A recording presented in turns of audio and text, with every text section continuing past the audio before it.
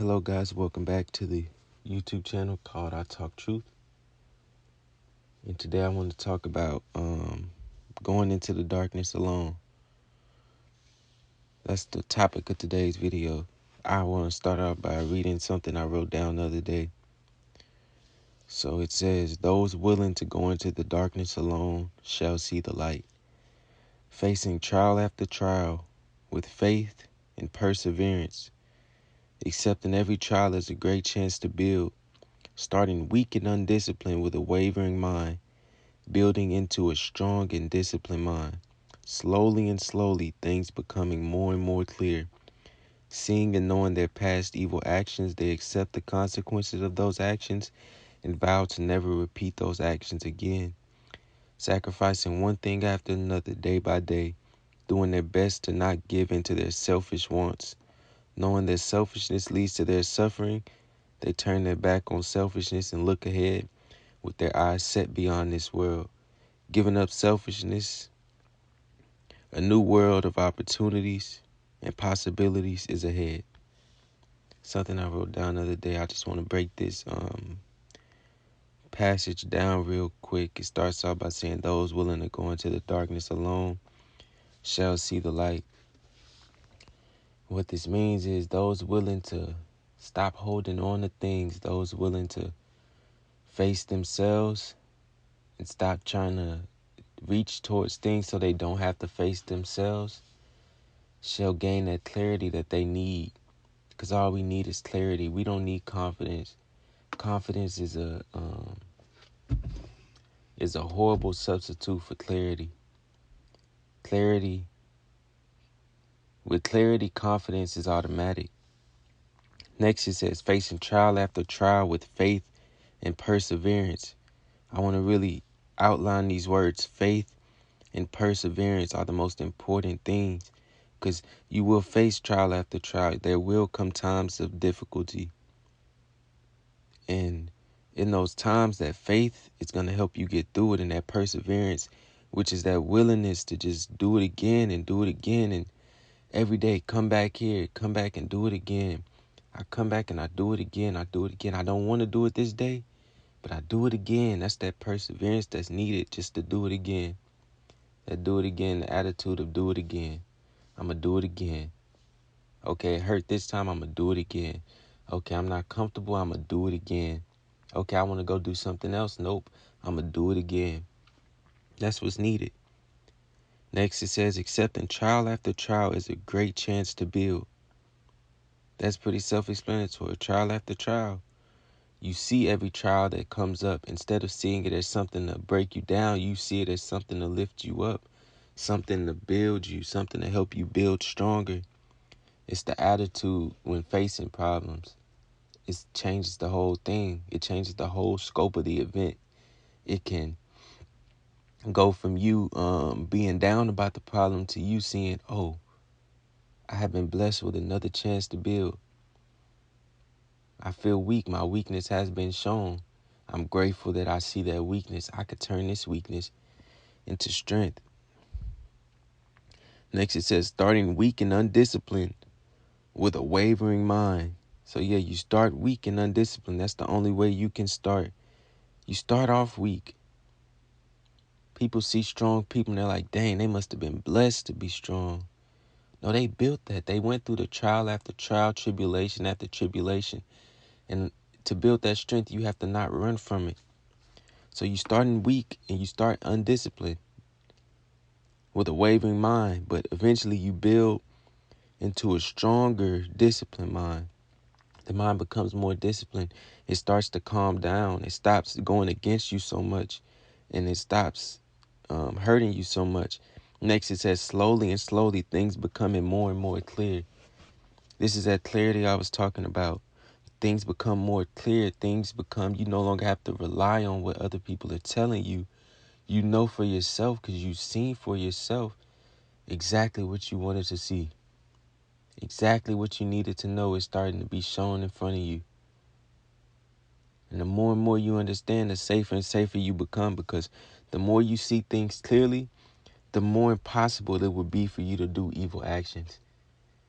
it'll be impossible almost. If you have complete clarity, everything is seen clearly in the right light, in the right place, it will be impossible to sin. There will be an impossibility. And that comes through purification. The more you purify your heart, the more difficult it'll be for you to do impure things. Like I think about it now, like years ago, I would always eat fast food. I stopped eating fast food 3 years ago. At first, it was hard, but now it's impossible for me. Not impossible, but of course I could go eat it, but I no longer desire it. It's no longer a desire I have. It almost became quite the opposite. If I try to eat fast food, my body will most likely reject it. And that's how it is with impure things. You give up impure things, your spirit, your heart will reject it. The purity in your heart will just reject it straight up. Whereas before, these things appeal to you so easily. Now, the purity that you've built, you start to reject these things, just like you start to reject that fast food. Just like your body starts to reject that fast food, your heart starts to reject these impure things. It won't allow these impure things to enter it, and it will be seen as impure instead of something that's good, because the purity you've built can now sense that impurity. There was no purity before, so impure, pure, whatever it was, you weren't going off of that. You were going off of what you wanted. So yeah, seeing and knowing their past evil actions, they accept the consequences of those actions and vow to never repeat them again. This is an important part of this. Seeing and knowing. Knowing is important.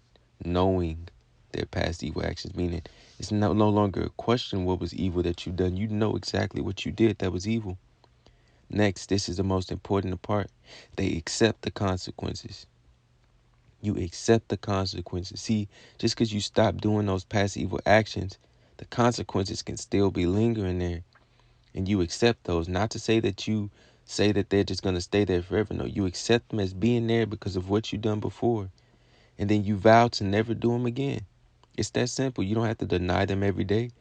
Just accept the consequences and just say, I'll never do it again. That's simple. Sacrificing one thing after another, day by day, doing their best to not give in to their selfish wants. Sacrificing, that's what I underline here. Sacrifice is the most important part of the spiritual path. You're basically sacrificing everything. That's what it comes down to. How much are you willing to sacrifice? It says sacrificing one thing after another, day by day. Because as you go on, you make sacrifices at the beginning. And you start to realize going on more and more that more sacrifices will have to be made. You sacrifice one thing so that the better things can appear. And in those sacrifices, in that sacrificing of your own self and of your own selfish wants, comes forth the glory that is going to be revealed. The glory will come. You have to trust. So you make the sacrifice and you trust that with this sacrifice, I know that this is something I shouldn't be doing, number one. So number one, even if I don't receive anything for this, I know I shouldn't be doing this action. And you trust with this sacrifice, better will come. And you know that because you know that this action has not brought you good. It's pretty clear. Maybe not clear to you yet, but as you look back, you'll be like, it was always right there in front of me. It never hid. How couldn't I see it? It was right there in front of me the whole time. So yeah, knowing that selfishness leads to their suffering, they turn their back on selfishness and look ahead with their eyes set beyond this world. So you begin to know and you begin to see that your selfishness is the only thing that has ever caused you trouble. No one else. And the clearer you can see that, the better you will be off. The sooner you can stop blaming others, the sooner you can stop blaming others for how you are and where you are, even if it seems that others have done you so badly. If you can see through that and see that it's been my own selfishness that has caused me my suffering, and you could turn your back on your own selfishness, which in a way means turning your back on yourself, turning your back on what you want, and you can look ahead with your eyes set beyond this world. Because once you turn your back on selfishness, the selfishness is only in the world. So once you turn your back on that, your eyes will be set. I saw this sermon the other day. It said the unseen things. That's where your eyes will be set. That is what you will see. This world will no longer be of use. You will see the things beyond it. Your eyes will be set beyond this world, set beyond the things in this world, set beyond all of that. And this is where you start to go into the unseen realities, the things that you cannot see with the eyes. It's the wisdom. It's what wisdom is. The wisdom is the knowledge of the unseen things, the things that cannot be touched, the things that cannot be seen with the eyes, the things that cannot be smelled, tasted, the things you cannot move, the immovable truths of this world, the undeniable laws that govern everyone, the undeniable good, the undeniable things that keeps everyone in check. It rewards good with good, and it corrects evil. That's the thing. This universe will always correct evil. And right now in this world, I tell you right now, good is coming. Evil is here now. It's evil things going on out there. Evil things allowed to be spread. Evil things. And when evil is at its highest, good abounds. Good comes at its strongest. And I know that in these coming years that the glory in front of us, man, the evil that's going around right now, how bad the world looks, people talk about it all the time. That's just passing phase. This will all pass, and the beautiful world that's coming is soon to be here. Evil has gone too far. Evil has stretched too far. Evil has been too much, and good is coming, and it's saying no more. It'll correct evil. Evil can only go so far until it's checked by good, because even evil cannot surpass the laws of this universe. We are all under that law, and that law is very protecting. We have to appreciate that. We have to humble ourselves. In the Bible, it says, abase yourself or you will be abased, which basically means humble yourself. The universe is telling you, humble yourself, okay?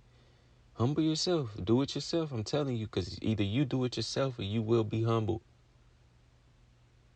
One way or another, you'll be humbled. So just do it yourself, because when the universe humbles you, it'll be a very unpleasant humbling. It won't be as nice as when you humble yourself. So the universe says, humble yourself, abase yourself, or you will be abased. Abase yourself or you will be abased. So basically it says you have to be humble. It's really no choice. You have to be humble. It's not like, okay, be humble or not be humble. No, you will be humble. Whether you act like it or not, you will be humble. It's better for you to do it yourself, my friend. That's what the universe says. Do it yourself, please. That's what God is saying in the Bible. That's what Jesus is saying in the Bible. Please do it yourself. Because it won't be pretty when it has to be done to you. Abase yourself or you will be abased, all right? Next up, last thing it says is giving up selfishness. A new world of opportunities is ahead.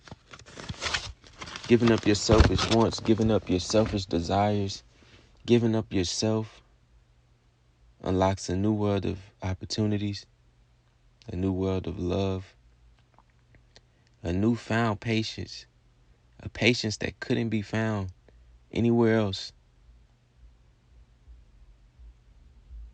Patience is the key. Patience is very difficult. Very difficult. One of the most hardest things to be is patient. Patience doesn't mean waiting for something to happen. Patience means giving up that waiting for something to happen. That's what true patience is. The giving up of the waiting for something. Just letting it go. Letting things be as they are. All right, thank you guys for listening. Y'all have a good one.